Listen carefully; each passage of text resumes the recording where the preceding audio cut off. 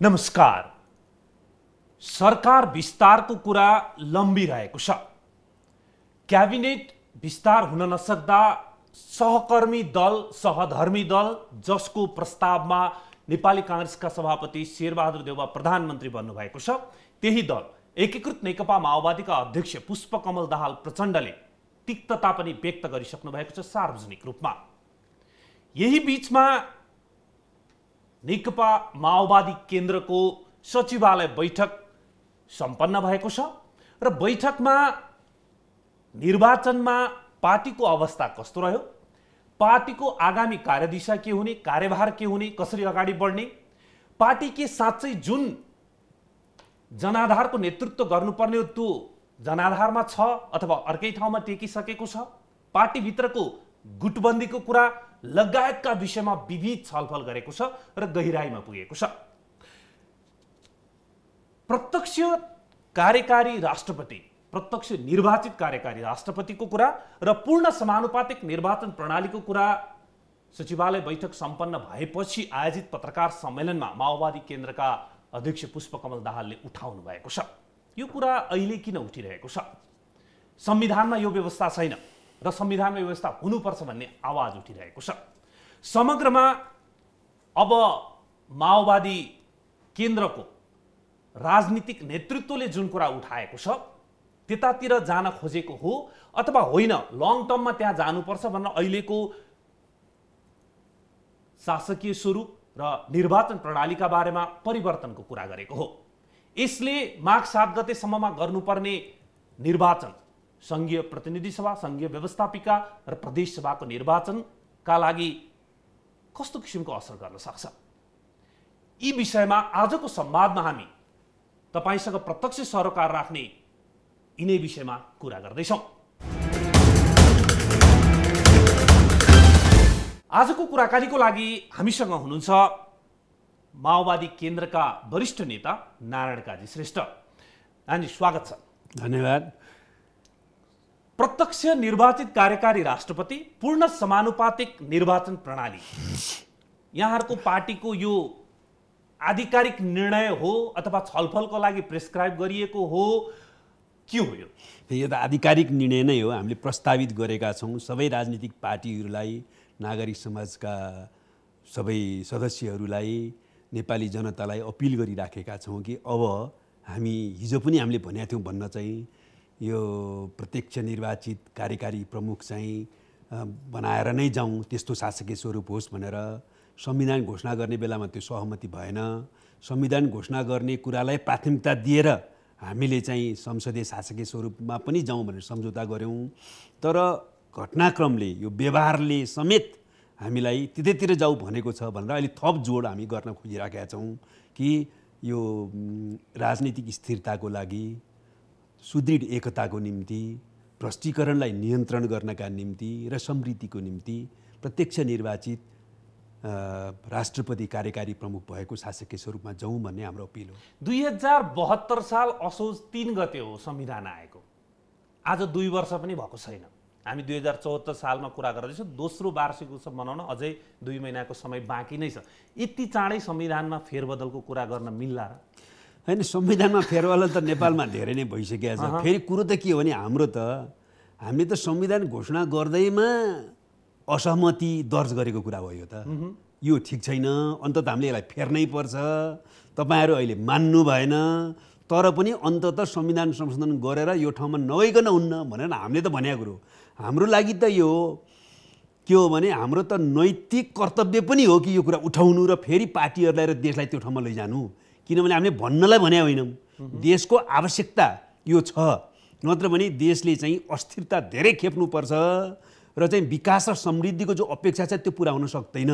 यो बीचमा जुन चुनाव प्रणाली हामीले अपनाइराखेका छौँ र जुन शासकीय स्वरूप अपनाउन गइराखेका छौँ त्यसले स्थिरता दिँदैन भनेको सबैले बुझ्यो नि त। अब अनि माओवादीले चाहिँ स्थानीय तह निर्वाचनमा हार बेहोरेपछि मात्रै बुझ्यो नि त। किन? योसँग सम्बन्धित छैन। कुरो के हो, किन अहिले आयो? किन आयो अहिले भने अब हामी सङ्घीय र प्रादेशिक चुनावमा जाँदैछौँ। अनि सङ्घीय चुनाव भन्दा अगाडि नै नेपाली कांग्रेस, नेकपा एमाले लगायतका अरू पार्टीहरूले यसलाई मानेर अबको सङ्घीय संसदको चुनावभन्दा अगाडि नै संविधान संशोधन गरेर प्रत्यक्ष निर्वाचित कार्यकारी प्रमुखको चुनावमा गए त राम्रो, तर त्यो सम्भावना हामीले तत्काल चाहिँ हुने त्यति अपेक्षा त हामीले गर्न भनेको तपाईहरुको अपेक्षा चाहिँ के भन्दा अब हुने प्रदेश व्यवस्थापिका संसद र के अरे संघीय संसद र प्रदेशको निर्वाचन जुन छ दुईटा गर्न बाँकी, त्यो हुनुभन्दा अगाडि नै सहमति भइदिए त गइहाल्छौँ हामी त, कुरो नै भइदिए त सबभन्दा राम्रो। तर हामी त्यति धेरै मतलब हल्का ढङ्गले विषयलाई लिने पक्षमा त छैनौँ, त्यही कारण तत्कालै नहुन सक्छ, त्यो त देखिया कुरा हो। त्यसो भयो भने पनि चुनावमा जाँदाखेरि हामी यस्तो चाहन्छौँ कि अबको जनमतले चाहिँ कि प्रत्यक्ष निर्वाचित कार्यकारी प्रमुख युक्त शासकीय स्वरूपको पक्षमा जनमत दियोस्। व्यवहारबाट देखियो नि त। मैले एकचोटि क्वेसन दोहोऱ्याएँ है त, अघिको क्वेसनै दोहोऱ्याउँदै आउँछु। 72 साल असोजमा संविधान जारी भयो, त्यसको 1 वर्ष कटेर स्थानीय तहको निर्वाचन अस्ति वैशाखमा भयो। वैशाखको निर्वाचनको परिणाम देखेपछि अब माओवादी केन्द्रले जस्तो किसिमको अपेक्षा गरेको थियो जनताबाट, त्यो खालको मत नआएपछि यो कुरा निस्किरहेको देखिरहेछ। किन असोजमा संविधान जारी भएपछि कार्तिक मङ्सिर पुस माघ हुँदै 1 वर्ष बित्यो, अर्को वर्षको पनि बितेर आउँदा 2 वर्ष पुग्न लाग्दासम्म चाहिँ नउठाउने, यति गम्भीर रूपमा है। फेरि भाषणमा कुराकानीमा अघि तपाईँले भनिसक्नु असहमति दर्ज गरेरै संविधान जारी गरेर भनिसक्नु, तर यति गम्भीर रूपमा त्यतिखेर नउठाउने, अहिले चुनावमा पराजय बेहोरेपछि यसरी त चुनाव लड्न सकिँदो रहन्छ भन्ने होइन। दुईटा कुरा छ त्यसमा। पहिलो कुरा चाहिँ हाम्रो चुनावको परिणाम पछाडिको स्थितिको यो समीक्षापछि यो गरिएको होइन। पहिलो कुरा चाहिँ हामीले भन्दै त आथ्यौँ, तर कुन बेला सबभन्दा बढी चाहिँ भन्दाखेरि सान्दर्भिक हुन्छ त्यो त राजनीतिक घटनाक्रमले त हेर्नु पर्यो नि।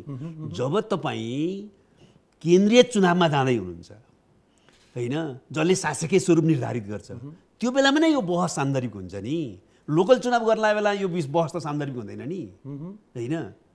स्वतः कुरा त शासकीय स्वरूप निर्धारित गर्ने निर्वाचन सङ्घारमा आउँदैछ भने शासकीय स्वरूप कस्तो बनाउने भन्ने बहसले त्यतिखेर पो चाहिँ सबभन्दा बढी जबरजस्त प्रभावित गर्छ त। एउटा कुरा त यो। दोस्रो कुरा त कनि यो बिचको थोरै अवधिको घटनाक्रमले पनि नेपालको राजनीतिक पार्टीहरू र नेपाली जनताले बुद्धिजीवीहरू सबैले के देख्यो भने चुनाव जसरी चुनाव प्रणाली हामी अख्तियार गरिराखेका छौँ र चुनाव जति भ्रष्टीकृत हुँदै गइरहेका छ दिन प्रतिदिन, गाउँपालिकाको चुनावमा चाहिँ हरेक मान्छेहरू पार्टीका मान्छेहरू भन्छन् अब कसरी चुनाव लड्ने, साधारण मान्छे मिडल क्लाससम्मले चुनाव लड्ने स्थिति छैन, ठेकेदारहरूलाई चुनाव लडाउनु पर्यो, गाउँपालिकामा चाहिँ 70-80 लाख 1 करोड खर्च हुन थाल्यो भन्छन्। यस्तो भ्रष्टीकरणमा गइराखेका छ र तपाईँ यति यो चुनाव प्रणाली राजनीतिक अस्थिरता सिर्जना गर्ने नै भयो भनेपछि चुनाव प्रणाली पनि धेरै भ्रष्टीकृत हुन थाल्यो। देशले विकास खोजिया छ, यत्रो परिवर्तन पछाडि पनि व्यवहारबाट यो अस्थिर सरकारबाट यही अवधिमा पनि जनता अक्क दिक्क भइसकेको छ। त्यो अनुभवको पृष्ठभूमिमा समेत मैले दुईटा कुरा भन्छु होइन। एउटा हामीले त्यसैलाई कन्टिन्यू हुने गरी दुईटा कुरा भन्छु। एउटा समानुपातिक र प्रत्यक्ष निर्वाचन जुन मिश्रित प्रणाली छ यो हामीले 2064 सालको संविधान सभाबाट प्रयोग गर्न सुरु गरेको हैन। त्यतिखेरदेखि नै यसको के हो प्लस पक्ष के हो माइनस पक्ष हामी सबैलाई थाहा छ। दोस्रो कुरा शासकीय स्वरूपको कुरा गरिरहँदाखेरि यो प्रणालीले पनि दिएन भन्दा उदाहरणको रूपमा तपाईँले केलाई प्रस्तुत गरिराख्नु भएको छ भने पछिल्लो मात्रै लिने हो भने संविधान जारी भएपछिको मात्रै लिने हो भने 1-1 वर्षमा एउटा सरकार 9-9 महिनामा एउटा प्रधानमन्त्री भने जस्तो भयो भन्ने कुरा गरिराख्नु भएको छ। पहिलो कुरा गरौँ 64 सालदेखि प्रयोग भएको चिजलाई संविधान जारी गर्ने बेलामा तपाईले स्ट्रङली अपोज गरेको खोइ, रोक्न खोजेको खोइ। स्ट्रङली अपोज गरेर कति लम्ब्यो हामीले नेपाली काङ्ग्रेससँग चाहिँ यो कुरामा धेरै करायौँ। नेकपा एमालेका साथीहरूलाई भन्यौँ तपाईँहरूले त घोषणापत्रमै लेख्नु भएको छ बाबा प्रत्यक्ष निर्वाचित कार्यकारी प्रमुख प्रधानमन्त्री भनेर लेख्नु भएको छ, तर प्रत्यक्ष निर्वाचित कार्यकारी प्रमुखको पक्षमा हुनुहुन्छ। यो देशले धेरै दुःख पाउँछ। तपाईँहरू चाहिँ अहिले चाहिँ यो सम्झौता नगर्नुहोस् काङ्ग्रेससँग धेरै भन्यौँ। नेपाली काङ्ग्रेसलाई नि धेरै पटक भन्यौँ, धेरै पटक। तपाईँहरूले त्यो अहिले तर कुरो के हो भने हामी त्यतिखेर अड्या भए संविधान घोषणा हुँदैन थियो। कुरो त त्यो हो नि त। संविधान घोषणाको निम्ति हामी त धेरै सम्झौता गऱ्यौँ नि त।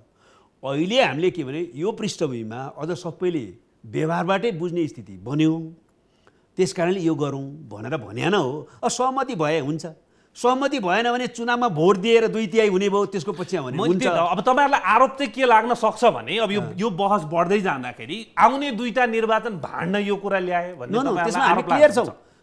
किन भन्दा चुनावको मुखमा छ, हुन्छ कि हुँदैनको चिन्तामा अगाडि बढिरहेको छ। यो कुरामा कुनै दुविधामा, कुनै भ्रममा, कुनै अन्यलमा कोही पर्नु पर्दैन। हामीले त अपिल गरे हो, काङ्ग्रेस एमाले ठिकै छ तपाईँले भनेको कुरा हामीले पनि भोग्यौँ, हामीले पनि सम्झौता गर्नु नहुने रहेछ भनेर एमाले भनेर आयो, त्यो दबाबमा काङ्ग्रेस पनि पर्यो, ठिकै छ हामीलाई पनि त्यस्तै लाग्यो भनेर आयो भने नयाँ प्रक्रियामा जान्छ, होइन भने हाम्रो संविधान छँदैछ।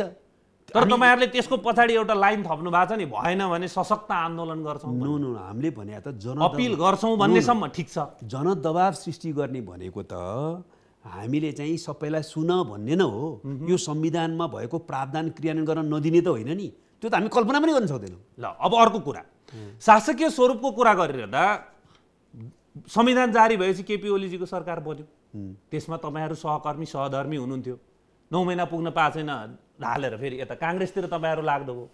त्यसपछि फेरि तपाईँहरूको लेनदेनको जुन सम्झौता थियो त्यसलाई लिखित अलिखित जे भयो नि त्यही अनुसार अहिले शेरबहादुरजी हुनुभएको छ, अनि गर्ने तपाईँहरू नै, 9 महिनामा सरकार परिवर्तन गर्ने सम्झौता गर्ने तपाईँहरू नै, अनि अहिले यो अस्थिर भयो यो संविधानमा आउने कि यो शासकीय स्वरूप भनेर आरोप लगाउने पनि तपाईँहरू नै। म तपाईँको कुरा मान्छु, तर केमा मान्छु भने नि नेपालको पोलिटिकल कल्चर, राजनीतिक संस्कृति चाहिँ साह्रै सत्तालोलुप संस्कृति छ हो।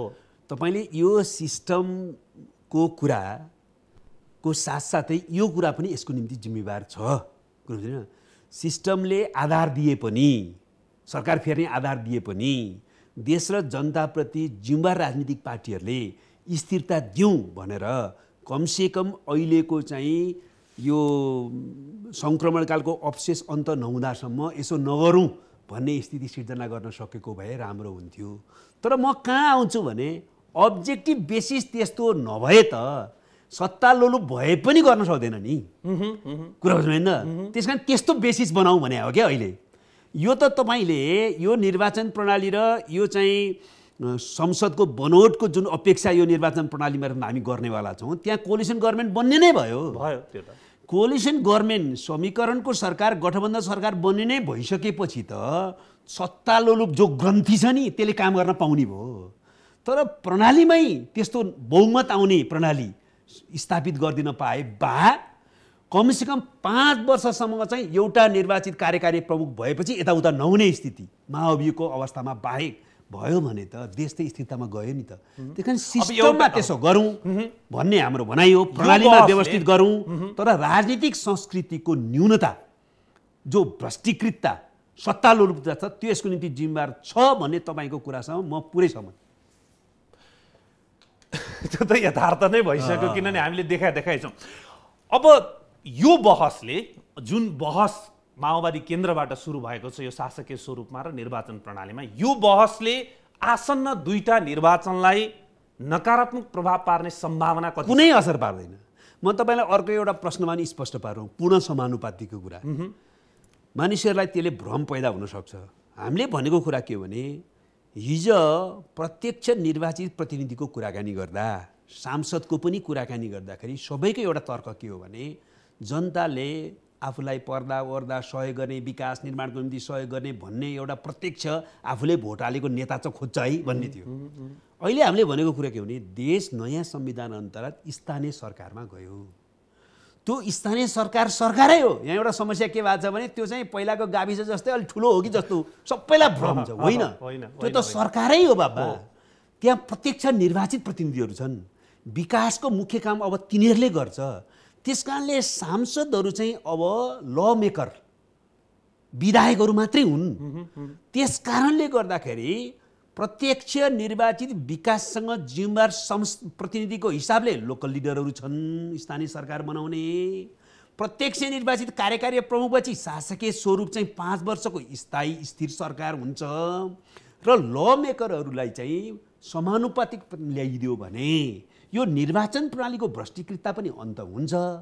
पार्टीले चाहिँ अपिल गर्ने हैसियत पनि प्राप्त गर्छ, कस्तो कानुन बनाउने, होइन कस्तो चाहिँ संविधान संशोधन गर्ने भनेर पार्टी चाहिँ आफ्नो दृष्टिकोण र नीतिका आधारमा जनतामा जाने आधार पनि तयार हुन्छ। त्यसकारण यो त हुन्छ कि होइन यसको भनेको निम्ति तपाईहरुले हामीले गर्न खोजे तपाईहरुले कुरा गरिरहँदाखेरि तपाईहरुको मनसायमा शंका गरेको होइन कि तर फेरि चेन्ज गर्ने राजनीतिक अस्थिरता जुन 2004 सालदेखि आजसम्म राजनीतिक आन्दोलन र अस्थिरता चाहिँ त्यो कन्टिन्यू भइराख्ने भयो फेरि एकचोटि बनेको संविधान फेरि चेन्ज भन्ने कुरा हो तर मैले यससँग जोडेर यसको अर्को पाटो कुरा गर्छु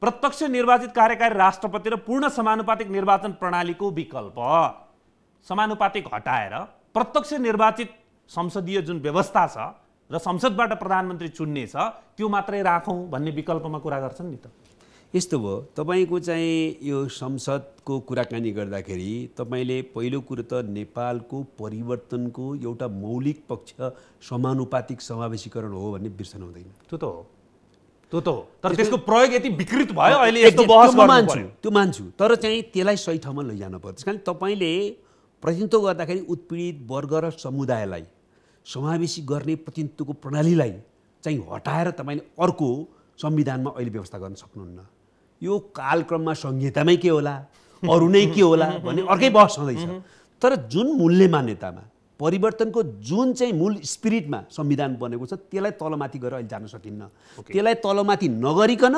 राजनीतिक स्थिरता पनि एकता पनि समृद्धि पनि कसरी गर्न सकिन्छ भन्ने बहस हो यो अब आजको मितिमा माओवादी केन्द्रको वैचारिक धरातल अथवा धार के हो त हाम्रो त प्रश्नै छ अहिले हामी शान्तिपूर्ण प्रतिस्पर्धाबाट अगाडि बढ्न चाहन्छौँ हामी अहिले नेपालमा जो एउटा लोकतन्त्र स्थापित भएको छ त्यो परम्परागत संसदीय गणतन्त्र संसदीय लोकतन्त्र भन्दा थोरै उन्नत प्रकारको समावेशी लोकतन्त्र हो त्यो समावेशी लोकतन्त्रलाई अझ बढी जनमुखी चरित्रले युक्त बनाउँदै यसको व्यावहारिक प्रयोग गर्दै देशलाई समृद्धिको दिशातिर लैजाने तर त्यो समृद्धि र विकास चाहिँ नेपालको आम जनताले उभो गर्न पाउने खालको विकास होस् धनी जन धनी हुने गरिब जन गरिब हुने र विकासको केही ठाउँमा केन्द्रीकरण हुने जुन प्रकारको स्थिति छ विकासको पनि मोडेल नयाँ होस्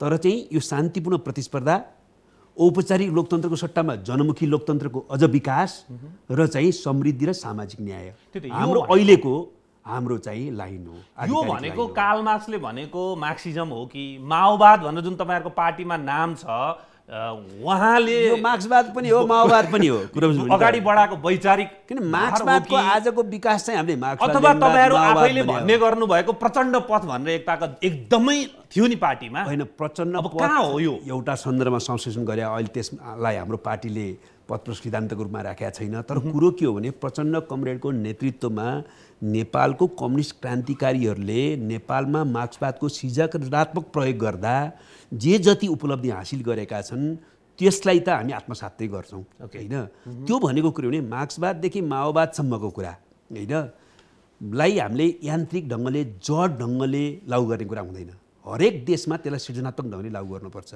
एकातिर मार्क्सवाद लेनिनवाद माओवादलाई नै विकास गर्नुपर्ने आवश्यकता छ हाम्रो पार्टीले अहिलेको बैठकमा पनि त्यो कुरा छलफल भयो हामीले मार्क्सवाद लेनिनवाद माओवाद भन्ने सूत्रको कुरा गरेर मात्रै हुँदैन त्यो मुख्यतः दृष्टिकोण हो त्यो आधारभूत दृष्टिकोण र पद्धतिलाई पक्रँदै आज विश्वमा जति पनि नयाँ वस्तुगत यथार्थहरू देखा परेका छन् त्यसलाई चाहिँ सम्बोधन गर्ने गरी हामीले मार्क्सवादको नि विकास गर्नुपर्छ एकातिर भने अर्कोतिर त्यो विकसित मार्क्सवाद नेपालको आजको सन्दर्भमा कसरी प्रयोग गर्ने भनेर आफ्नै बाटोमा हामी जानुपर्छ हाम्रो माटो सुहाउँदोमा त्यो सूत्रलाई प्रयोग एकदम सृजनात्मक ढंगले प्रयोग गर्नुपर्छ यही त हामी भनिराखेका छौं अहिले हामी शान्तिपूर्ण प्रतिस्पर्धामा जान्छौं हैन शान्तिपूर्ण प्रतिस्पर्धाबाट नै हामीले चाहिँ जनताको हित रक्षा गर्छौं विकासको दिशातिर जान्छौं त्यो विकास चाहिँ एउटा चाहिँ सामाजिक न्यायसहितको विकास हुन्छ म तपाईलाई एउटा कुरा भन्छु नेपालमा एउटा बहस हुनै पर्ने छ विकासको बारेमा हामी पनि सबैजना विकास विकास भनिरहेका छौं अहिले नेपाल यति राम्रो अवसर भएको देश भएर पनि हैन म त भन्छु हामी त यति वास्तवमा सौभाग्यशाली तपाई हामी कस्तो देशमा जन्म्यौं एउटा कोणबाट हेर्दाखेरि है कसैले अहिलेसम्म उपनिवेश नबनाएको देश स्वतन्त्र स्वाभिमानी देश हो यति सुन्दर देश हैन सबै कोणबाट र हामी यस्तो देश जहाँ चाहिँ यति धेरै पोटेन्शियलिटिजहरू छन् विकासका सम्भावना, यहीँ जलस्रोत छ, यहीँ जङ्गल छ, यहीँ चाहिँ कृषि छ, यहीँ पर्यटनको सम्भावना छ, यहीँ यत्रो जनशक्तिहरू छ होइन, यदि सम्भावना छ र हामी यस्तो सम्भावनायुक्त देशमा छौँ तर हाम्रो चाहिँ पिछडिएको अवस्थामा रह्यो। त्यसको हामीले भन्यौँ राजनीतिक प्रणालीमै चाहिँ त्रुटि भयो भनेर हामीले लामो समय सङ्घर्ष गऱ्यौँ, तर अब हामीलाई कुनै एक्सक्युज छैन। अब राजनीतिक प्रणाली जो परिवर्तन भएको छ, अब हामीले चाहिँ सम्पूर्ण रूपले समृद्धि र विकासको दिशातिर देशलाई लैजानुपर्छ र त्यसको प्रतिफल आम जनताले आफैले भोग गर्न पाउने गरी विकास गर्नुपर्छ। मैले यहाँ भन्न खोजेँ विकासको कुरा चाहिँ मैले एउटा गरेँ नि, नेपालले एउटा अवसर पनि पाएको छ। अब त्यो विकास के हो त भने खालि पश्चिमा मोडेलको जो विकास छ त्यो विकासको सट्टा अब तीनटा कुरा विकासको अब यो बेला एकैचोटि समावेश गरी नयाँ मोडेलको विकासमा जाने सम्भावना हामीले पक्रन सक्छौँ। एउटा आर्थिक वृद्धि पनि, आर्थिक वृद्धि त गर्नै पर्यो, अर्को सामाजिक न्याय पनि होइन, र अर्को चाहिँ वातावरण मैत्री पनि, पृथ्वीलाई नष्ट नगर्ने, मानव जातिलाई नष्ट नगर्ने, यो तीनटै कुराको समावेश गरेर विकासको दिशातिर देशलाई लैजाने सम्भावना पैदा भयो। हामी अहिले त्यो दिशातिर जान चाहन्छौँ। त्यही त यो कुरालाई फेरि जोड्नुपर्ने कहाँ हुन्छ नि, सुरुकै क्वेसनमा लगाएर जोड्नुपर्ने हुन्छ। तपाईँले अघि भनेको कुरा एकदम सही। अब शान्तिपूर्ण प्रतिस्पर्धा जुन निर्वाचनलाई यहाँले इङ्गित गरिरहनु, प्रतिस्पर्धाबाट देशलाई समृद्धितर्फ भनिराख्नु भएको छ नि, ठिकै बाटोमा हिँड्दै थियौँ र संविधान एक खालको हामीले जारी गरिसक्यो, त्यसलाई स्वीकार गरेर अगाडि बढिरहेछौँ भन्दै, तर बिचमा स्वाटै फेरि यो शासकीय स्वरूप र निर्वाचन प्रणालीमै परिवर्तनको कुरा गरेर संविधान अस्थिर भयो। फेरि संविधान अस्थिर के त राम्रो गर्छ नि, यो त पोजिटिभ ठान्नुहोस् न, यो भयो भने त राम्रो गर्ने कुरा हो नि। तपाईँको संविधानको फन्डामेन्टल जो छ त्यसमा नै तपाईँ विचलन हुनुभयो भने पो यो त लोकतन्त्रकै एउटा स्वरूप हो, शासकीय स्वरूप भने त कतिचोटि चेन्ज गर्ने भनेको के। तपाईँ राम्रोमा जानुभयो भने त धेरै भयो नि, धेरै राम्रो भयो नि, राम्रोमा जानुभयो भने राम्रो भयो। तपाईँहरूको सचिवालय बैठकमा जिल्ला इन्चार्जहरूले पार्टीको कार्यदिशामा अलमल छ भनेर कुरा उठाए। तपाईँ भन्दै हुनुहुन्छ हामी मार्क्सवाद, माओवाद, त्यही त हामीले भन्यौँ, एकदम ठिक हो भन्न जान्छु भन्नुहुन्छ, तर तपाईँको पार्टीबाट प्रशिक्षित दीक्षित एउटा कार्यकर्ता जो जिल्ला इन्चार्ज छ उसले अलमल देखिरहेछ। ठिक हो, किनभने हाम्रो पार्टीले मार्क्सवादकै सन्दर्भमा होइन, हामीले मार्क्सवाद लेनिनवाद माओवाद भन्दै आएका छौँ, हिजो पनि भन्यौँ, एउटा सङ्घर्षको रूपमा गइयो, आज पनि भनिराखेका छौँ। आज हामीले भनिरहेका छौँ मार्क्सवादलाई अझै विकसित गर्नुपर्छ भनेर। मार्क्सवादलाई विकसित गर्ने भने कि हामीले जति घनीभूत काम गर्नुपर्थ्यो, अनुसन्धानात्मक काम गर्नुपर्थ्यो त्यो गर्न सकेका छैनौँ, एउटा समस्या हो होइन। तपाईँले भूमध्यकृत साम्राज्यवादको विकास भइरहेको छ, पहिला जस्तो छैन। तपाईँ त्यसको ठिकसँगले उत्तरित गर्नु पर्यो। मार्क्सवादले सूचना प्रविधिको यत्रो विकास भइरहेको छ होइन, आज अमेरिकाको कुनै कुनामा भएको, नेपालको कुनै कुनामा भएकोले विश्वव्यापी रूपमा प्रभावित गर्छ चेतनामा होइन। त्यसले चाहिँ परिवर्तनको प्रक्रियालाई के प्रभावित पर्छ, सङ्गठनहरूलाई के प्रभावित पार्छ, उत्पादन प्रविधिको विकास हो, रोबोटले चाहिँ उत्पादन चाहिँमा भाग लिने स्थिति जो बनिराखेको छ त्यसले के प्रभावित पार्छ, जलवायु परिवर्तनको नयाँ फेनोमेनन देखा परिराखेको छ भने चाहिँ यो सबैलाई सम्बोधन गर्ने गरी मार्क्सवादले उत्तरित भयो भने उज्यालो हुन्छ नि। भनेको पुँजीवादले गरेको विकास होस् अथवा जसले गरेको होस्, समृद्धि विकास साइन्स जति पनि छ त्यसलाई मार्क्सवादमा जोड्नु पर्यो, जोड्नु पर्यो एकदम। अर्को कुरा के छ भने नेपालकै सन्दर्भमा एउटा चरणमा त हामी गयौँ, सामन्तवादलाई अन्त गऱ्यौँ, क्रान्तिको एउटा फेज त पुरा भयो।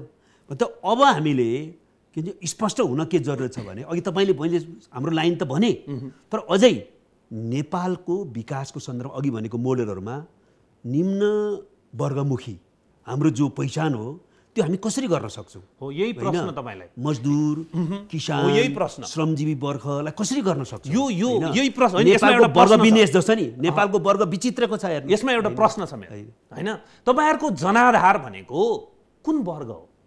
हाम्रो वर्ग श्रमजीवी वर्ग नै, यसमा उत्पीडित समुदाय श्रमजीवी वर्ग नै हो। खोइ त विश्वास गरेर भोटै दिएन, त्यही कारणले त छ भने। अब हेर्नु है, मैले पढ्नु मैले प्रश्न, पार्टीको जनाधार, पार्टीको लक्ष्य भनेको उत्पीडित वर्ग, श्रमिक वर्ग, सुकुम्बासी वर्ग, भूमिहीन वर्ग, दलित, जो छन् पछाडि पारेको वर्ग क्षेत्र समुदाय भन्नुहुन्छ। पार्टीको नेतृत्वको कार्यशैली चाहिँ सामन्ती वर्गको जस्तो जोडिने कहाँ? कि पार्टी पेन्डुलम हुन्छ कि चाहिँ नेतृत्व र कार्यकर्ता बीचको जोडाइ नै मिल्दैन? र तपाईँले भनेको कुरा हामीले त्यही बारेमा त अहिले बहस गरिराखेका छौँ। हामीले एकदम प्रश्नसँग तीनटा कुरामा आत्मसमीक्षा गरेका छौँ। यो के हो स्थिति? एउटा अघि भनेको चाहिँ वैचारिक राजनीतिक स्पष्टता जुन तहको हुनुपर्ने हो, हाम्रो नीतिको बारेमा, हाम्रो योजनाको बारेमा, अब कसरी अगाडि बढ्ने बारेमा मोटामोटी छ, तर पुरै उज्यालो हुन्छ नि, हामी त्यो दिन सकेका छैनौँ। आफैलाई नै हुन नसकेपछि जनतालाई कसरी हुन्छ होइन। एउटा हो यो वैचारिक राजनीतिक अस्पष्टताको समस्या। दोस्रो समस्या हाम्रो के हो त भने सङ्गठनमा जुन प्रकारको हिजो चाहिँ जनताको निम्ति मरिमेट्ने, जनताको सेवा गर्ने, उनीहरूको निम्ति सङ्घर्ष गर्ने, उनीहरूसँगै खाने, उनीहरूसँगै बस्ने भन्ने थियो, अब त्यो चाहिँ बिस्तारै चाहिँ सहर, सिंहदरबार, त्यसपछि बिस्तारै चाहिँ अलि चाहिँ नेताहरूको एउटा डफ्फा चाहिँ अलि बढी चाहिँ वर्ग रूपान्तरण हुने प्रक्रियातिर गइरहेका छ र सङ्गठन चाहिँ जनताको पक्षमा सक्रिय रूपमा परिचालन भइरहेका छन्। सङ्गठनात्मक सुदृढीकरण र परिचालनको समस्या दोस्रो। तेस्रो कुरा के भन्छ, मैले दोस्रोमा अलिकति जोडिसकेँ। तेस्रो कुरा नि जनतासँगको सम्पर्कमा जुन घनिष्ठ सम्पर्कमा थियो त्यो अलिकति कडी चाहिँ अलिकति टुट्न खोजिएको छ होइन। त्यस कारणले जनतालाई के भयो त भने यो न माओवादी हो न संसदीय जस्तो भयो क्या। त्यस कारणले यो पहिचानको प्रश्न जो छ नि, त्यो पहिचानलाई हामीले राम्रोसँग आफ्नो पहिचान स्थापित गर्नु पर्यो। भन्दा हाम्रो प्रश्न के छ धारणा भने काङ्ग्रेस र एमाले नै एउटा वामपन्थी कलेवरको रङको संसदीय पार्टी, अर्को चाहिँ लोकतान्त्रिक कलेवरको संसदीय पार्टी हो। ती संसदीय पार्टीहरूको बिचमा संसारभरि कुनै कुनै नीतिमा कहिलेकाहीँ मतभेद हुन्छ, तर चाहिँ उनीहरू एउटा पृष्ठभूमिबाट आइराखेका हुन्छ। यहाँ दुईटा पृष्ठभूमिको छ। काङ्ग्रेस र एमाले नै हुने हो भने हाम्रो अर्को औचित्य यहाँ साबित हुँदैन। त्यस कारणले हाम्रो अहिले के तीनटा कुरामा हामीले समाधान खोज्नुपर्छ र हाम्रोतिर छुट्टै हाम्रो क्रान्तिकारी पार्टीको औचित्य साबित गर्छ। त्यस कारणले हाम्रो बेस त्यही हुनुपर्छ जहाँबाट हामी बिजुली दिन खोजेका छौँ होइन। र हाम्रो दृष्टिकोणलाई हामीले चाहिँ अझ बढी परिमार्जित गर्नुपर्छ, स्पष्ट पार्नुपर्छ नीतिमा, र सङ्गठनलाई चाहिँ चलायमान बनाउनुपर्छ, सुदृढ बनाउनुपर्छ। यो तपाईँहरूको फाइन्डिङ एकदम यो हाम्रो निष्कर्ष। त्यसैले हामीले भनेका छौँ कि हाम्रो रूपान्तरण र पुनर्गठन आजको आवश्यकता हो।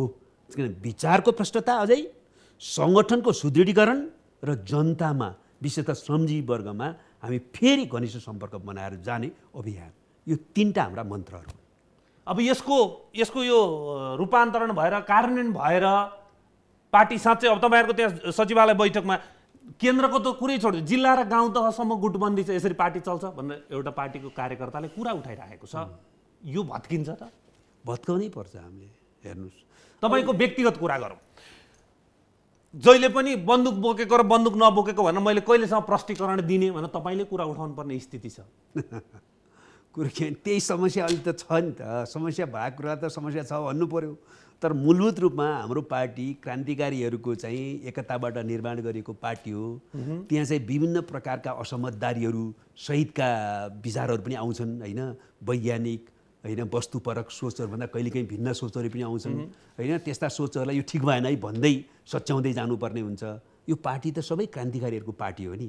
त हामी के भन्दैछौँ भने अहिले हाम्रो पार्टीमा जति छौँ त्यो त पूर्ण भएको छैन होइन। हिजो जनयुद्धमा गएको मान्छे मात्रै लिएर त समाज परिवर्तन गर्न सकिन्छ त? सकिँदैन नि त, त्यो प्रश्नै छ नि। न त त्यो पार्टीले त सफलता हासिल गर्न सक्दैन नि त। त्यो त सरल कुरा हो नि, कमन सेन्सको कुरा हो नि। दुईटा विचारमा तपाईँको प्रश्न लिन चाहे। पहिला सुरु जे लक्ष्य लिएर जनयुद्ध सुरु भयो त्यो लक्ष्यमा अझै पुगिएको छैन, त्यसकारण म भन्छु धोका भयो। त्यसकारण त्यो लक्ष्यमा पुग्नको लागि हामी हिँड्न जरुरी छ। वैद्यजीहरू छुट्टेर जानुभयो होइन। अहिले फेरि केही आउनु भएको छ, त्यसलाई एउटा ठाउँमा ल्याउँ। अर्को संविधान निर्माणपछि एउटा कोर्स पुरा भयो। अब यही बाटो हिँडेर हुँदैन भनेर अर्को बाटो हिँड्नुपर्छ, समृद्धिको बाटो, के नाम दिँदै बाबुरामजी अर्को बाटो लाग्नु। अब कार्यकर्तालाई कसरी बुझाउनु? वैद्यजी ठिक, प्रचण्डजी ठिक, अथवा तपाईँ ठिक, अथवा समग्रमा भन्दा अहिले भएको माओवादी केन्द्र पार्टी नै ठिक, अथवा होइन के अरे वैद्यजीहरू बाबुरामजी? एउटा कुरो त सबैले बुझ्ने गरी हामीले थप धेरै व्याख्या गर्न नपर्ने गरी के स्पष्ट भयो राजनीतिक घटनाक्रम, चुनाव सहितका राजनीतिक घटनाक्रम सबैले भने नेपाली कम्युनिस्ट आन्दोलनको फेरि क्रान्ति नै, परिवर्तन नै भन्ने तर वस्तुवादी नीति लिएर अगाडि बढ्ने एउटै मात्र पार्टी हो नेकपा माओवादी केन्द्र। अब वैद्यजीहरूको कुरा के हो भने उहाँहरूको चिन्तनमा जडता र यान्त्रिकताको कारणले जतिसुकै नियत राम्रो भए पनि उहाँहरूले राजनीतिक हस्तक्षेप गर्न सक्नुहुन्न र परिवर्तनको प्रक्रियालाई प्रभावित गर्न सक्नुहुन्न। अब यता विप्लवजीहरू हुनुहुन्छ, विप्लवजीहरूले चाहिँ हामीले यत्रो ठुलो क्रान्तिको निम्ति गरेको भनेर वैद्यजीहरूले जस्तो गर्दै जाउँला नि त बिस्तारै, यो ठिक त होइन भन्ने पनि होइन। अहिले गर्छु भन्नुभयो तर एकातिर बन्दुक बम दिएर पठाउने, अर्कोतिर काङ्ग्रेस एमाले राप्रपासँग मिलेर चुनाव लड्ने जस्तो काम पनि गर्नुभयो। त्यसले कुनै मोरल अथोरिटी नै प्राप्त गर्न सकेन, लाइन पनि त्यसले चाहिँ सही दिन सकेन। त्यो पनि चाहिँ एउटा ठाउँमा विश्राम पुग्ने स्थिति छ। बाबुरामजीले मार्क्सवाद, लेनिनवाद, माओवाद, कम्युनिस्ट आन्दोलन सबै छोड्नुभयो र चाहिँ तल नयाँ शक्ति भन्नुभयो। तर यो नयाँ होइन भन्ने कुरा जनताले चाहिँ एकदम राम्रोसँग भनिदिए। बरु साझा पार्टी छ यहाँ भनेर देखाइदियो जनताको अगाडि। त्यो विवेकशील भन्ने पार्टी पनि काम गरिरहेछ बिस्तारै बिस्तारै भनेर पनि जनताले देशभरि चिनाइदियो। बरु बाबुरामजीको पार्टीलाई चाहिँ यो नयाँ चाहिँ होइन है, यो माओवादीलाई च्यात्न जन्मेको, माओवादीको नाम छोडेको एउटा चाहिँ शक्ति हो मात्रै भनिदियो। हेर्नुहोस् भनेपछि यो माओवादी धाराको अहिलेको उपलब्धिको रक्षा गर्ने, त्यसलाई जनताको पोल्टासम्म पुर्याउन खोज्ने, तर फेरि परिवर्तन, आमूल परिवर्तन, श्रमजीवी वर्गको निम्ति अझै बढी परिवर्तनको दिशातिर जान चाहने शक्ति चाहिँ नेकपा माओवादी केन्द्र नै हो भन्ने कुरा चाहिँ स्पष्ट भएको छ। तर हामीभित्र थुप्रै वैचारिक समस्या, विकृति, विसङ्गति छन्।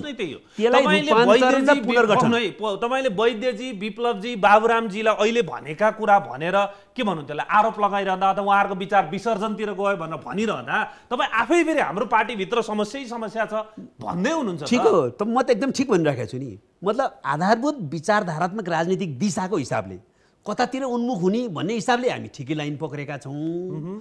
तर अब नयाँ ऐतिहासिक सन्दर्भमा नेपाली समाजको आमूल परिवर्तनको अबको मिसन ध्येय पुरा गर्नलाई हाम्रो पार्टी अहिले जो यथास्थितिमा छ त्यहीमा रहेर पर्याप्त छैन। यसले आफूलाई रूपान्तरण गर्नुपर्छ, पुनर्गठन गर्नुपर्छ। त्यसकारण रूपान्तरणको प्रक्रियाबाट अगाडि नबढिकन र पुनर्गठनको प्रक्रियाबाट अगाडि नबढिकन आजको आवश्यकताले माग गरेको नयाँ ढङ्गको पार्टी बन्न सक्दैन, जसले नयाँ ऐतिहासिक सन्दर्भको क्रान्ति प्रक्रियाको नेतृत्व गर्न सक्दैन भन्ने हाम्रो आत्मालोचना हो। त्यसकारणले गर्दा हामीहरू चाहिँ अहिले नेपाली कम्युनिस्ट क्रान्तिकारीहरूको मुख्य थलो यही हो। तर यथास्थितिमा हामी रहिरह्यौँ भने यसले चाहिँ आजको आवश्यकता पुरा गर्न सक्दैन। त्यसकारणले हाम्रो रूपान्तरण र पुनर्गठनको पनि त्यत्तिकै आवश्यकता छ भन्छ। वैचारिक पुनर्गठन रूपान्तरणको यति गहिरो कुरा गरिरहँदा हाम्रो हरेक राजनीतिक आन्दोलनलाई, हरेक राजनीतिक मुभमेन्टलाई अन्तर्राष्ट्रिय राजनीतिक गतिविधिले प्रभावित पारेको छ। अब फेरि हामीले तपाईहरुको एउटा वैचारिक होला, एमालेले एउटा वैचारिक आफ्नो धार भन्छ, अब अर्को चाहिँ कांग्रेसले अर्को भन्छ। हुन त तपाईहरुले एमालेलाई कांग्रेसलाई बुर्जुवा यथास्थितिवादी धार र एमालेलाई पहाडिया उच्च जातीय अन्धराष्ट्रवादी र परिवर्तन विरोधी संशोधनवादी धार भनेर तपाईहरुले डकुमेन्टमै लेख्नु भएको छ। अहिलेको सचिवालय बैठकमा प्रस्तुत क्रान्ति विरोधी भन्न खोजे हो। त्यो क्रान्ति विरोधी, परिवर्तन विरोधी, क्रान्तिको पक्षमा प्रश्न आएन भने हो एमाले भन्न खोजे हो त्यो दस्तावेजले। र उसलाई तपाईहरुले कांग्रेसलाई बुर्जुवा भन्नु भएको छ। यसरी तपाईहरुको विचार आइरहँदाखेरि अन्तर्राष्ट्रिय राजनीतिक परिवर्तन, अन्तर्राष्ट्रिय ग्लोबल घटनाक्रमहरूले हाम्रो नेपालको समग्र राजनीतिक प्रणालीलाई असर गर्ने सम्भावना कतिको देख्नुहुन्छ? मैले अघि सुरुमा भनेको एउटा लाइन जोडेर भन्छु, 2004 सालदेखि अहिलेसम्म हामी राजनीतिक आन्दोलनै गरिरहेछौँ। त्यसरी अहिले भनेका छौँ हामी। अब हामी त यो बहस पनि पार्टीभित्र पनि नेपाली कम्युनिस्ट आन्दोलनमा, वामपन्थी आन्दोलनमा बाहिर पनि चलाइराखेका छौँ। अहिले अलि बढी भोक्कल बाहिर चलाइराखेका छौँ। के भने 30 लाख नेपाली युवाहरू विदेशमा छन्, खाडी मुलुकमा, आफ्नो हातमुख जोड्न, परिवार पाल्नको निम्ति, राम्रो व्यवसायको निम्ति होइन। तिनलाई नेपालमा ल्याउने परिस्थिति यहाँ सिर्जना गर्नु नै आजको क्रान्तिको काम हो। क्रान्तिको ठुलो सुदूर भविष्यको अमूर्त कुराकानी गर्ने, हरेक दिन युवाहरू चाहिँ विदेश जाऊ भनिरहने कुरा क्रान्तिको कुरा होइन भन्ने पक्षमा छौँ हामी। त्यस कारणले अहिले 30 लाख नेपाली युवाहरूको श्रम र सिप नेपालमै उपयोग हुने चाहिँ परिस्थिति सिर्जना गर्नुपर्छ। नेपालमालाई चाहिँ हामीले आर्थिक समृद्धि, रोजगारीको सिर्जना र उपयुक्त चाहिँ दैनिक चाहिँ जीवन व्यवहार चलाउने होइन एउटा वातावरण यहाँ सिर्जना गर्नुपर्छ। त्यसकारण तपाईहरुले क्रान्तिको सही तपाईहरुले जे भनिराख्नु भएको छ अहिले यो परिभाषालाई बुझाउनु पर्यो नि जनमानसमा। तपाईहरुले माओवादी जोडिएका जुनसुकै हुन्, तपाईहरु धेरैवटा फुट्नु भयो होइन। माओवादीले क्रान्तिको कुरा गरौ भन्ने बित्तिकै बन्दुक पो बोक्छ कि क्या हो भन्ने अर्थ जान्छ। त्यसकारण तपाईहरुको क्रान्तिको परिभाषा ठिक ढङ्गमा बुझाउनुस् न त पब्लिकलाई। एकदम त्यही कुरा त हामी अहिले गर्नु पर्यो भनिराखेको। जस्तो हामीले जनतासँगको घनिष्ठ एकजना घनिष्ठ सम्बन्धको कुरा गरेको छु। एकजनाले के भन्नुभयो मलाई भने उहाँ आइडियोलोजिकल्ली चाहिँ हामीसँगै होइन, तर रिभोल्युसनरी एजेन्डा, रेडिकल एजेन्डा वास्तवमा चाहिँ माओवादीले ल्या त हो, यो त स्वीकार गर्नु पर्यो नि त भन्ने पक्षमा उहाँले के सुझाव दिनुभयो भने काङ्ग्रेसले भए एउटा कुलमान, एमाले भए एउटा कुलमानले स्वाट्टै भोट ल्याउँछ। तपाईहरु चाहिँ संस्थापन भइसक्नु भएको छैन यो समाजको, यो राज्यको अझै पनि। त्यसकारण तपाईहरुले त 10 वटा कुलमान भएपछि मात्रै उनीहरूले चाहिँ काट्नै नसक्ने भएर भोट दिन्छ यहाँको यो सहरको चाहिँ अप्पर मिडल क्लासले। यस्तो छ स्थिति। त्यसकारण धेरै तपाईँहरूले काङ्ग्रेस र एमाले जति राम्रो काम गरेर तपाईँले भोट पाउनुहुन्न भन्नुभयो क्या उहाँले। एकदम सिरियस कुरा हो त्यो। हो है हामीले त धेरै गर्नु परेछ बिच जिल्ला, किनभने यिनीहरू फेरि के हो कम्युनिस्ट भन्छन्, फेरि माओवादी पनि भन्छन् भने हामी संस्थापन भइसकेका छैनौँ। त्यस कारणले गर्दा हामीले त यति धेरै राम्रो काम गर्नुपर्छ। यसमा एउटा अर्को जोड्छु, तपाईँले चाहिँ नकार्नै सक्नु सहरिया मतदाताको मनोविश्लेषण गर्दै हुनुहुन्छ होइन, म जोड्छु। तपाईँले अघि जनाधार कसलाई भन्नुभएको थियो तपाईँहरूको पार्टीको? हाम्रो त मुख्य श्रमजीवी वर्ग हो, श्रमजीवी वर्गको लागि के गर्यो प्रचण्ड सरकारले अघिल्लो पालि? होइन त्यो बारेमा हेर्नु पर्यो नि। तपाईँ जसलाई जनाधार भन्नुहुन्छ त्यसको लागि के भयो? तपाईँले ठिक छ, फेरि यसको अर्थ जनार्दनजी अथवाले गर्नुभएको लोड सेडिङ अन्त्यलाई गलत भन्न खोजेको होइन, वाहवाही नै छ। अथवा हिजो बाबुरामजी तपाईँहरूको पार्टीमा हुँदा काठमाडौँको सडक विस्तारलाई गलत भन्न खोजेको होइन, वाहवाही नै छ। त्यो सहरी एलिट वर्गले सुविधा लिइरहेको छ त्यसको। तपाईँले भन्नुभएको जनाधारको वर्गलाई के गर्नु? त्यो पक्ष त हामीले मानि नै हाल्यौँ तपाईँले भनेको कुरा।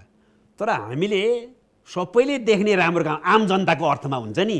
तपाईँले एकदम लेबरिङ क्लास भन्नुहोस्, मजदुर वर्ग, श्रमजीवी वर्ग, सुकुम्बासी, गरिब किसान, भूमिहीन किसान, जो भूमिहीन के अरे मजदुरहरू छन् होइन, उनीहरूको पक्षमा हामीले कति काम गर्न सक्यौँ गर्न सकेनौँ भन्ने बारेमा चाहिँ हाम्रो जति जानु पर्थ्यो ध्यान जान सकेन, परिणाममुखी काम गर्न सकेनौँ भन्ने हामीलाई लागेकै छ होइन।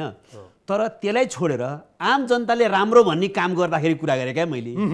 त्यो गर्दाखेरि पनि हामीले चाहिँ यति धेरै राम्रो काम गर्न पर्छ कि हामीले समर्थन प्राप्त गर्न, त्यस्तो स्थिति छ अझै पनि। यो सङ्क्रमण कालमै छौँ कि त्यो सही उदाहरण हो। मैले अघि ग्लोबल घटनाक्रमको कुरा गर्दै थिएँ तपाईँसँग। अन्तर्राष्ट्रिय घटनाक्रम प्रभावित पार्छ, हेर्नुहोस् प्रभावित पार्छ। तर हेर्नुहोस् नेपालको सन्दर्भमा अहिलेको विश्वमा म यसबारेमा एकदम प्रष्ट छु। यहाँ एउटा चाहिँ विश्व भन्ने, छिमेकी भन्ने र नेपाली जनताको सार्वसत्ताको प्रयोग पनि गर्ने क्षमता प्रदर्शन नगर्ने जो काम भइरहेको छ त्यो गलत हो। अहिलेको विश्वमा भएका हाम्रो छिमेकीहरूले आफ्नो निर्णय आफैले गर्ने कुरा ठिक ढङ्गले गर्छ भने कसैले दबाब दिन सक्दैन। दबाब दिन खोज्छ, सफल हुँदैन। हामी त आफै डराएछौँ। सेल्फ सेन्सर हो, एकदम आफै डराइराखेका छौँ। हामीले बुझाउन सक्नु आजको विश्वमा, यो विश्वमा कुनै छिमेकीले तपाईँले लजिकल्ली, ऱ्यासनल्ली, तार्किक ढङ्गले, सही ढङ्गले आफ्नो देशको निर्णय आफैले गर्ने क्षमता प्रदर्शन गर्न सक्नुहुन्छ र जनताको सार्वसत्ताको वास्तविक प्रयोग गर्न सक्दैन, कसैले हस्तक्षेप गर्न सक्दैन वा सफल हुन सक्दैन।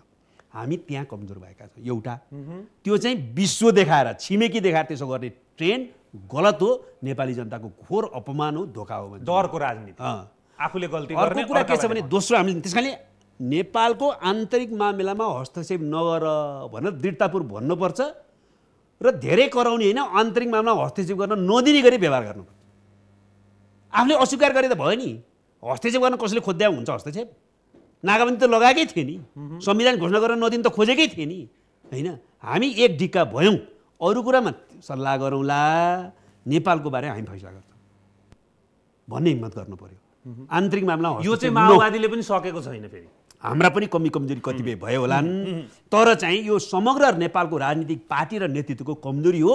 अहिले पनि एउटा समस्या बाह्य शक्ति केन्द्रमुखी प्रवृत्ति नै हो, त्यसलाई हामीले हटाउनुपर्छ। दोस्रो, नेपालमा हामीले ध्यान दिनुपर्ने के हो त, आन्तरिक मामिलामा नो हस्तक्षेप भन्नुको अतिरिक्त अर्को के हो भने नेपालको भू राजनीतिक परिवेशमा हामीले दुईटा छिमेकीहरूसँग होइन हामीले मैत्रीपूर्ण असल सम्बन्ध राख्ने कूटनीतिक श्रेष्ठता प्रदर्शन गर्न सक्नुपर्छ, ताकि हामीले यो भू राजनीतिक परिवेशको लाभ लिन सकौँ।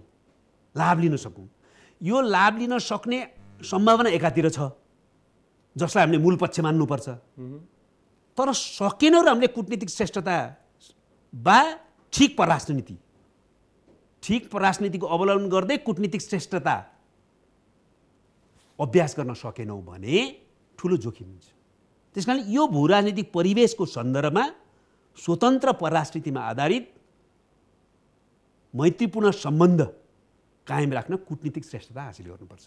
यदि दुईटा कुरा भयो भने नि तपाईँ यो विश्वमा त राम्रोसँग जाने हो नि, हाम्रो जस्तो देश त राम्रोसँग जान सक्छ। सम्भावना पनि भएकै देश हो।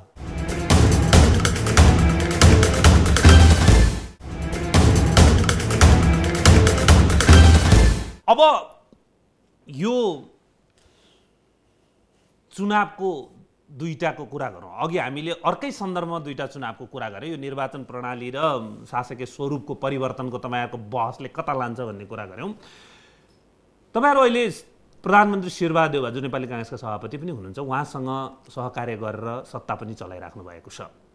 तपाईँलाई विश्वास छ नेपाली काङ्ग्रेसका सभापतिप्रति कि उहाँले यसलाई लजिकल एन्डमा पुर्याएर बाँकी दुईटा निर्वाचन गर्नुहुन्छ भन्ने?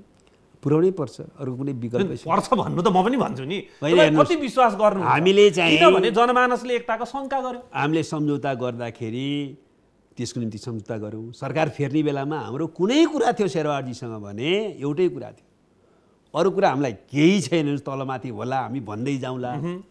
निर्वाचन निर्धारित समयभित्र हुनुपर्छ, यो चाहिँ हाम्रो बटम लाइन हो। सुनिश्चित छ त अहिले भन्दा आज यो टेबलमा हामी कुरा गरिरहेको समयमा बाँकी दुईटा निर्वाचन अहिले पनि आशा र विश्वास नै गरिराखेका छौँ। तर कार्यशैलीहरू चाहिँ अलि उपयुक्त भएन, साह्रै ढिलाढाला कार्यशैली भयो होइन भन्ने तपाईँले एउटा जुलाई 19 साउन 4 गते गरेको ट्विट पढेर सुनाउँछु है त। सरकार गठन भएको 1 महिना बितिसक्दा पनि मन्त्री परिषदलाई पूर्णता नदिई 2 दर्जन मन्त्रालय मन्त्रीविहीन बनाइनु साह्रै भएन, तुरुन्त विस्तार गर्नु पर्यो, कतिचोटि भन्ने भनेर तपाईँले ट्विट गर्नुभएको छ। हो, गरेकै हो। समस्या त छ नि त। छ होइन, निर्वाचन क्षेत्र निर्धारण आयोग पनि ढिलो भयो भन्ने मेरो कुरा हो। मैले धेरै कराएँ होइन, धेरै धेरै धेरै सार्वजनिक पनि आमसभाहरूमै बोले, विचार गोष्ठीहरूमा बोले, ट्विटमा भने, प्रधानमन्त्रीलाई भेटेर भने, 3 पार्टीको बैठकमा भने, 2 पार्टीको बैठकमा भने, बल्ल बल्ल निर्वाचन निर्धारण आयोग। यो चाहिँ जस्तै गर्दा गर्दै नभएको भनेर एक्सक्युज दिने कि नियतमा शङ्का गर्ने? अहिले त मैले तपाईँसँग जान्न नियतमा शङ्का गर्न चाहन्न है। अहिले कार्यशैलीमा भएको ढिलाढाला सुस्तीपन भनौँ होइन, अब त्यसले चाहिँ भोलि नियतै यस्तै थियो प्रधानमन्त्री शेरबहादुर देउवा भन्ने ठाउँमा नपुर्याओस्। अहिले हामी नियतमा शङ्का गर्न चाहन्नौँ। तपाईँ त्यसो भए बाँकी दुईटा निर्वाचन सुनिश्चितै भन्नुहुन्छ यहाँ कुरा गरिरहँदा? त्यही विश्वासको आधारमा हामी अगाडि बढिरहेका छौँ। गरेन भने त देश त बर्बाद छ। अब अलिकति टाइमलाइन क्याल्कुलेट गरौँ नि त। निर्वाचन क्षेत्र निर्धारण आयोग गठन भयो, हिजो बल्ल उसले शपथ लिएर काम सुरु गर्यो। कति समय? 21 दिनको समय भनिएको छ। 2 दिन 3 दिन त गठन हुने भनेको शपथ ग्रहणमै। साउन भन्नुहोस् न, साउनको अन्तसम्म उसले रिपोर्ट दिनु पर्यो। आज हामीले कुरा गरिरहेको समयबाट साउनको मसान्तसम्म उसले रिपोर्ट दिनुपर्छ। उसको टाइमलाइन नै त्यति हो। सक्नै पर्छ। नत्र भने उसले किन आयोगको जिम्मेवारी लिने? जब सरकारले पहिल्यै टिवार दिएको छ तिमीलाई चाहिँ 3 हप्ताभन्दा बढी छैन भनेपछि त उसले जिम्मेवारी लिनै हुन्न नि, नसक्नेले त दिनै पर्यो नि। सम्भव भएर त 3 महिनाको चाहिँ के अरे 3 हप्ताको उनीहरूले जिम्मेवारी ल्यायो, नत्र किन ल्यायो त जिम्मेवारी? भनेको 21 दिनभित्र दिन नसक्ने भए शपथ लिन कुर्सीमा बस्न आउनै हुँदैन। हो नि, झुक्ट्याउनुहुन्छ र? त्यसो भए यसलाई हामी श्रृङ्खलामा धोका भएर जान्छ नि। त्यति अपेक्षा गरेर टाइम लिएपछि त हामीले त अहिले सकेनौँ, अर्को 15 दिन लाग्यो भने त सबै बर्बाद भयो नि त। त्यो उहाँहरूलाई काम गर्ने वातावरण नदिने तपाईँहरूले हो के भोलि? अहिले त वडामा यति मत कङ्ग्रेसको छ, यति मत एमालेको छ, यति मत माओवादी, तपाईँलाई थाहा छ नि। अब त सिमाना तपाईँहरू आफ्नोतिर तान्न खोज्नुहुन्छ। अब यो आयोग गठन भइसकेपछि हामीले त्यो आयोगलाई पुरै अधिकार दिने र आयोगप्रति विश्वास गर्ने काम गर्नुपर्छ। हेर्नुहोस् होइन, अलिअलि त यो पोलिटिकल जो हाम्रो चाहिँ राजनीतिक चेतना स्तर, राजनीतिक शक्ति जस्तो छ, अलिअलि चाहिँ उनीहरूले चाहिँ बाधा व्यवधा अप्ठ्यारो भोग्नुपर्छ भने पनि हामी सक्छौँ भनेर आएको न हो। आयोग त गर्नु पऱ्यो नि, नसुन्ने नि। त्यसो भए साउन मसान्तमा उसले रिपोर्ट दिनैपर्छ, अनिवार्य, थपिँदैन। थप्ने हुँदैन, थपेर त चुनावै हुन्न, कहाँ थप्ने, कसरी थप्ने? यही ढिलो भइसकेको छ। त्यही त अब चैतमा कानुन बनाउनुहुन्छ, अहिले आएर साउनमा बल्ल चाहिँ आयोग बनाउनुहुन्छ, ढिलो हो बाबा। मैले त भनेको थिएँ तपाईँभन्दा म चिचै छु, म त के गरेँ यो भनेर।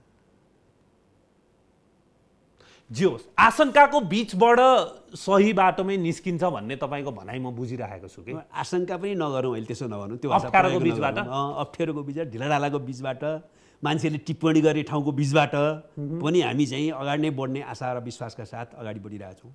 त्यसो हुँदा त्यही कार्तिक मसान्त मङ्सिरको फर्स्ट विकमा चुनावको अपेक्षा हामी गर्छौँ। एकदम मङ्सिरको म अब दोस्रो हप्तासम्ममा सङ्घीय चुनाव समेतको चुनाव सकिनुपर्छ। त्यो बाहेक विकल्प छैन। म फेरि दोहोऱ्याएर भन्न चाहन्छु, संविधानले निर्धारित गरेको समयभित्र चुनाव नगर्ने र यो रूपान्तरित व्यवस्थापिका संसदको म्याद थप्ने कसैले सोचेको छ भने त्यो देशलाई बर्बाद गर्ने कुरा हो, त्यसो गर्न पाइँदैन। ल अब त्यसो भए म मैले सोध्ने क्वेसन तपाईँबाटै लिन्छु, चुनौती के हुन् त? यो निर्वाचन भनेको समय मङ्सिरको फर्स्ट विकमा सम्पन्न गर्नका लागि चुनौती के हुन्? होइन, अहिले चाहिँ यो हामीले आवश्यक यो निर्वाचन क्षेत्र निर्धारण आयोग गठन गरिसकेपछि, निर्वाचन क्षेत्र निर्धारण गरेको काम सकेपछि सरकारले गर्नुपर्ने आफ्नो तयारीको काम गर्ने कुरा हो। निर्वाचन आयोगले नै आफ्नो तयारीको काम गरि नै सकेको छ। त्यसपछि एउटा मात्रै पोलिटिकल समस्या अझै पनि अलिकति छ, राजपालाई चाहिँ अझै पनि बोर्डमा ल्याउने, राजपालाई चुनावमा आउने कुरा सुनिश्चित गर्ने हो। तर एउटा कुरो के भने हामी आशा गरिरहेका छौँ राजपा चुनाव आउँछ, तर चुनाव चाहिँ हर हालतमा हुन्छ र हुनुपर्छ। त्यसको निम्ति तयारी चाहिँ निर्वाचन आयोगमा तयारी गर्ने, निर्वाचन क्षेत्र निर्धारण टाइममा गर्ने, त्यसपछि चुनाव हुन्छ भनेको अलिअलि राजपाको मात्रै कुरा भयो, अरू कुरामा केही छैन अप्ठ्यारो भन्ने कुरा देख्दिनँ। निर्वाचनको सुनिश्चितताका लागि अथवा निर्वाचन हुनको लागि यसलाई तर राजपाको कारणले चुनाव फेरि रोकिन्न, कसैले दुविधा नराख्नु। त्यो त असार 14मै रोकिएन नि। 5 नम्बर प्रदेशमा उहाँहरू आम हडतालमै हुनुहुन्थ्यो नि। चुनाव त उहाँहरूकै अझ कार्यकर्ताहरू उठेर आउनुभयो, चुनावमा लड्नुभयो, जित्नु पनि भयो होइन। त्यसरी हामी गइरहेका छौँ नि त। अब मैले देखेको तपाईँसँग कुरा गर्न चाहेको चाहिँ माओवादीको सचिवालय बैठकको निष्कर्षको कुरा गरिरहँदाखेरि तपाईँहरूले पार्टीमा अलिकति सच्चिनुपर्ने कुराहरू उठाउनुभयो होइन। अनि यो निर्वाचन प्रणाली र शासकीय स्वरूपमा परिवर्तनको कुराहरू यहाँले उठाउनुभयो र यसलाई बहसमा लाने भन्नुभएको छ। यसलाई हामीले अड्काउने हिसाबले कुरा गरेको छैन भन्नुभएको छ होइन। समग्रमा कुरा गर्दाखेरि पार्टीभित्र अब माओवादी केन्द्रलाई केन्द्र जस्तै बनाउनु पर्यो भन्न सबै अरू छरिएर गएका छुट्टिएर गएकाहरू पनि आउनु पर्यो भन्ने कुरा गर्नुभएको छ नि। त्यसको लागि आउने टेक्ने ठाउँ वातावरण के हो त? अहिले हामीले भनेको तपाईँले एकदम सही कुरा बताउनु। हामीले के भनेको छौँ भने संविधान क्रियान्वयन गर्ने, संविधान बनाउन हामीले जो पहल गऱ्यौँ, संविधान क्रियान्वयन गर्ने हामीले पहल गऱ्यौँ, त्यसलाई पूर्णता दिने पहिलो काम। दोस्रो काम हामीले चाहिँ हाम्रो पार्टीलाई रूपान्तरण पुनर्गठनको प्रक्रियामा लैजानुपर्छ। त्यसको निम्ति आफैबाट आजैबाट पहल गर्नुपर्छ। त्यस क्रममा बाँकी भएका सबै शक्तिहरूलाई पनि ल्याउनुपर्छ भन्ने हामीले कुराकानी गरेका छौँ। त्यसमा चाहिँ हामी किरणजीहरूसँग वार्ता गर्छौँ होइन, विप्लवजीहरूसँग वार्ता गर्छौँ। अहिले नै तुरुन्तै आउनुलाई कि नआउला त्यो पनि चाहिँ समय लाग्न सक्छ। तर हाम्रो पूर्णता, यो एकीकरणले पूर्णता ती सबै शक्तिहरूलाई ल्याएपछि हुन्छ। तर हाम्रो भनाइ के हो भने सबै शक्तिहरूलाई एक ठाउँमा ल्याएपछि मात्रै बन्दैन, हामीले रूपान्तरण गर्नुपर्ने काम जो नेपाली कम्युनिस्ट आन्दोलनको अघि मैले भनेको समस्या छ, त्यो आधारभूत समस्यालाई समाधान गर्ने रूपान्तरको प्रक्रियामा आन्दोलनलाई लैजानुपर्छ, हाम्रो पार्टीलाई पनि लैजानुपर्छ भन्ने काम। त्यस पछाडि हामी संविधान क्रियान्वयन, एकीकरण, रूपान्तरको प्रक्रिया सँगसँगै समृद्धिको दिशातिर हामी केन्द्रित हुन्छौँ भन्ने हाम्रो कुरा हो। त्यस कारणले हामीले यो कुराको निम्ति चाहिँ राजनीतिक स्थिरता चाहियो भनेर, समृद्धि मात्रै भनेन, राजनीतिक स्थिरता चाहियो भनेर चाहिँ ल अब चाहिँ प्रत्यक्ष निर्वाचित कार्यकारी प्रमुखमा जाउँ होइन, समृद्धिको दिशातिर जाउँ र त्यसको निम्ति चाहिँ हाम्रो पार्टीलाई एकताबद्ध पनि बनाऊँ, रूपान्तरण पनि गरौँ भनेर भनेका छौँ। हाम्रो कुरो त्यो हो। राजनीतिक यति यो प्रष्टता आयो यसमा होइन, मैले देखिनँ। अब यसमा तपाईँहरूको अरू पार्टीहरूसँगको कुराकानी सुरु भइसक्यो कि अब हुन्छ? अब हुन्छ।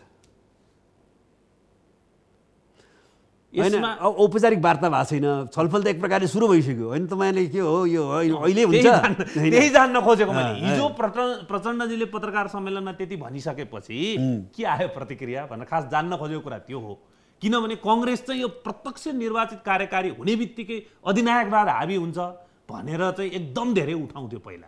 र हिजो प्रचण्डजीले पनि पत्रकार सम्मेलनमा अब त मैले जित्दिनँ क्या अरे, उहाँहरूले जित्ने हो, अब त डराउनु हुन्न होला नि भन्दै हाँसी मजाक ठट्टामा भन्नु पनि भयो।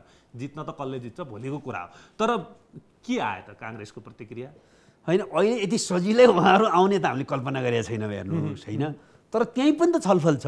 प्रत्यक्ष निर्वाचित कार्यकारी प्रमुख हुनुपर्छ भने पहिला पनि छलफल थियो। अहिले लिडरसिपको मूल टिममा चाहिँ आइसक्यो होइन। कतिपय बेला त शेरबहादुरले हामीसँग भन्नुभएको थियो ल जाने भए जाउँ भन्नु पनि भन्नुहुन्थ्यो पहिला होइन। तर चाहिँ सुशील कोइरालाजी एकदम एडमेन्ट हुनुहुन्थ्यो, उहाँ हुन्न, संसदीय शासनकर्मी नै चाहिन्छ भन्ने थियो होइन। अब सबैले अलिअलि त चेत्नु पनि भएको छ हेर्नुहोस्। यो साह्रै विकृति भयो हेर्नुहोस् निर्वाचनमा, त्यसले पनि अस्थिरता पनि साह्रै भयो। छलफल गरौँ न भन्नेमा छौँ हामी अहिले चाहिँ। कि तपाईँहरूले अस्ति सचिवालय बैठक सकिएको दिनको को कुरा गरिरहँदाखेरि अघि तपाईँले भनिसक्नु भएको छ अब हामी शान्तिपूर्ण निर्वाचन पद्धतिलाई अँगाल्दै अगाडि बढ्ने हो भने तपाईँलाई एउटा त्यही दिन बेलुकै आरोप आइहाल्यो अब माओवादी पनि संसदवादी भएछ भनेर। त्यसकारण भोलिपल्ट यो नयाँ फन्डाको रूपमा निकाल्ने हो कि होइन? यो संसदवादी तपाईँहरू आरोपको रूपमा लिनुहुन्छ? यो गलत कुरा हो।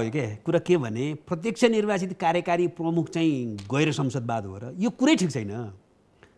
हामीले संसदवाद भने के हो भने आमूल परिवर्तनको एजेन्डालाई, जनताको वास्तविक लोकतन्त्रको एजेन्डालाई छोडेर खालि चाहिँ औपचारिक लोकतन्त्रमा मात्रै सीमित हुने, चुनाव प्रणाली, चुनावमा जाने, सरकार बनाउने मात्रै लोकतन्त्र हो भन्ने कुरामा सीमित हुने पो संसदवाद भने हो त।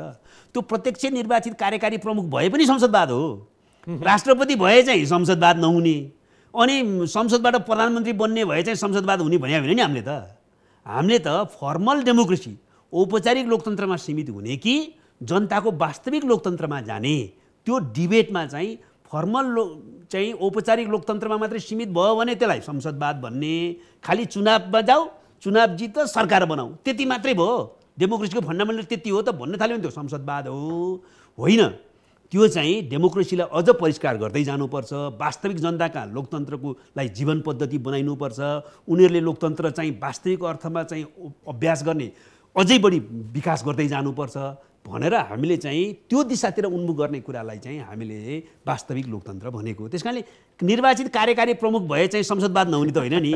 होइन, तपाईँहरूको भनाइ नि संसदवाद विरुद्धै लडेको संसदवाद भएन भनेर एकदमै एग्रेसिभली आउनु भएको थियो। त्यो त यस्तो भनेको गणतन्त्र त्यसको सट्टामा भन्दै होइन, त्यही हिसाबले आएको हुनाले अहिले कुरा राखिरहेको होइन। त्यो त जस्तो राजा महेन्द्रले चाहिँ संसदीय व्यवस्थाको विरुद्ध भने त संसदीय शासकीय स्वरूपको विरुद्ध भने त होइन नि, उनी त मल्टिपार्टी डेमोक्रेसीको विरुद्ध भने हो नि त। त्यस्तै हामीले भनेको चाहिँ संसदीय व्यवस्थाको विरुद्ध भने त यो फर्मल डेमोक्रेसी जो छ बुर्जुवा लोकतन्त्र त्यसको विरुद्ध हो भने त हामी त। यो कार्यकारी प्रमुख भए पनि त्यही हो, प्रत्यक्ष निर्वाचित भए पनि, संसदीय भए पनि त्यही हो। त्यो त शासकीय स्वरूप मात्रै भिन्न हो नि त्यो त। अहिले तपाईँहरू नेकपा एमाले प्रति एकदम आक्रामक हुनुभएको छ नि, किन? त्यो आवश्यकता छैन। हुनुभएको छ नि त। होइन, भागो हेर्नु, सरकार एकै ठाउँमा थियौँ, सरकारबाट बाहिर जाने स्थिति विविध कारणले बन्यो, अथवा सरकार चाहिँ हाम्रो समीकरणसँग भत्कने स्थिति बन्यो। त्यसपछि एमाले पनि आक्रामक भएर आयो होइन। त्यसपछि अब यो राजनीतिक प्रतिस्पर्धामा स्वाभाविक रूपमा अलिकति आक्रामकता यता पनि बढ्यो। तर कुरो के हो भने नेपालमा हाम्रा केही दृष्टिकोण, एजेन्डाहरूमा भिन्नता छन् वामपन्थी शक्तिहरूमा। तर तपाईँ कोलिसन गरे पनि काङ्ग्रेसमा कोलिसन गरेर त केही हुन्न रहेछ। जनताले भोट दिन्न, काङ्ग्रेसले नि हामीले दिन्न, हामीले नि काङ्ग्रेसलाई दिन्न जस्तो भइसक्यो नि त, देखियो नि त। त्यस कारणले गर्दाखेरि यो धेरै आक्रामकताको कुनै काम छैन। हेर्नुहोस्, अहिलेसम्म स्थितिको कुराकानी गर्दाखेरि संविधान बनाउने काङ्ग्रेस एमाले सबै मिलौँ, सङ्क्रमणकालको अवशेष अन्त नहुँदासम्म हाम्रो लाइन त्यो हो, त्यो सम्भव भएन। अब चाहिँ त हामीले चाहिँ हाम्रो वैचारिक र वर्गीय धरातललाई ध्यान दिएर अगाडि बढ्ने नीति लिनुपर्छ। तर एमालेबाट त एउटै चुनाव लिएर लडौँ भनेर वामदेव गौतमजी विभिन्न प्रस्तावहरू आइराखेका छ होइन, विभिन्न प्रस्तावहरू आइरहेको छलफल हुँदै जान्छ नि होइन। अब अहिले भनेपछि नेपाल जहाँ संसारकै राजनीतिमा एउटा डेमोक्रेटिक खालको धार, एउटा लेफ्ट वामपन्थ खालको धार हुन्छ कि हामी त्यताको बाटोतिर जान सक्ने सम्भावना कति छ नेपालमा? होइन, अब के हुन्छ भने अब न्यूनतम साझा सवालहरूमा सबैसँग मिल्नु पनि पर्छ। नेपालमा मैले त भनिराखेको छु, 2-3टा कुरामा न्यूनतम सहमति, राष्ट्रिय सहमति कायम गर्नुपर्छ पार्टीहरूले। एउटा चाहिँ नेपालको परराष्ट्र नीति, परराष्ट्र सम्बन्धका बारेमा हामीले चाहिँ एउटा आधारभूत नीति कायम गर्नु। यस्तो प्रकारले एउटा सरकारले एउटा कुरा, एउटा पार्टीले एउटा कुरा, अर्को पार्टीले एउटा कुरा, एउटा नेताले अर्को कुरा, अर्को नेताले एउटा कुरा, यो हद भयो।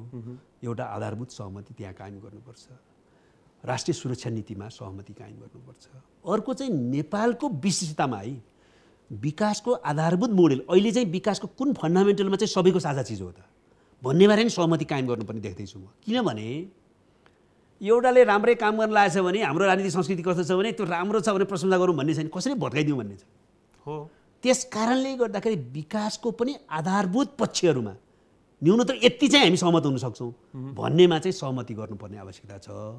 त्यस्तो सहमति एकातिर गर्नुपर्छ भने अर्कोतिर वैचारिक नीतिगत होइन आधारमा चाहिँ राजनीति त अगाडि बढ्नुपर्छ। त्यो भनेको सिद्धान्त मूल्यमा आधारित राजनीति हो नि। अहिले के राजनीति होइन, काङ्ग्रेस एमाले कतिपय ठाउँमा भन्नुहोस् न, अब राप्रपा मधेसवादी, अब जोसनी मिल्यो भने जुन पार्टी पनि होइन चुनावमा त त्यो होइन नि चुनावमा त विचार सिद्धान्त राजनीति कार्यक्रम लिएर जाने हो होइन होइन ठिक छ सरकारमा चाहिँ सङ्क्रमणकालको अवशेष अन्त नहुँदासम्म सबैलाई ल्याउँ भन्ने कुरा मान्ने हो तर चुनाव भने त जनतामा जाने कुरा हो नि त्यहाँ त आफ्नो विचार लिएर जाने आफ्नो नीति लिएर जाने आफ्नो कार्यक्रम लिएर जाने विचार नीति कार्यक्रमहरूसँग मिल्ने एउटा मोर्चा बनाएर जाने हो नि त मूल्यविहीन भयो विचार सिद्धान्त आदर्श मूल्यको यति ठुलो स्खलन भइरहेको छ त्यसमा हाम्रो रूपान्तरणको कुरा युवामा पर्छ यसमा फेरि यो सम्पूर्ण राजनीतिक नेतृत्वको सम्पूर्ण राजनीतिक पार्टीहरूको रूपान्तरणको कुरा हो त्यसमा यो चाहिँ लास्टको कुरा एकदम त्यसैले मैले के भनेको छु भने राजनीतिक प्रणालीमा त हामीले परिवर्तन गर्यौँ यसलाई संस्थागत गरेर क्रियान्वयनमा लैजाउँ तर यहाँ अर्को आन्दोलनको आवश्यकता जो चाहिँ हिजोको राजनीतिक प्रणालीको परिवर्तनको जस्तो होइन त्यसको लागि फेरि गर्दै जाउँला परिमार्जन विकास होइन तर अहिले चाहिँ राजनीति शुद्धिकरणको आन्दोलन आवश्यक राजनीति सफा गरौँ त्यस कारण म के भन्छु clean politics change the country तपाईँ यो राजनीतिलाई सफा नगरिकन तपाईँ यो देशलाई अहिले राजनीतिक प्रणालीमा भएको परिवर्तनको आधारमा मात्रै अब परिवर्तन भइहाल्छ भन्ठान्नुभयो भने ठुलो भ्रम हो त्यसो भए अहिले हामी धेरै भ्रममै छौँ एकदम भ्रममा छ राजनीति सफा नगरिकन सम्भव छैन clean the politics change the country change the country एकदम समय दिनुभयो धेरै धेरै धन्यवाद तपाईँलाई पनि धेरै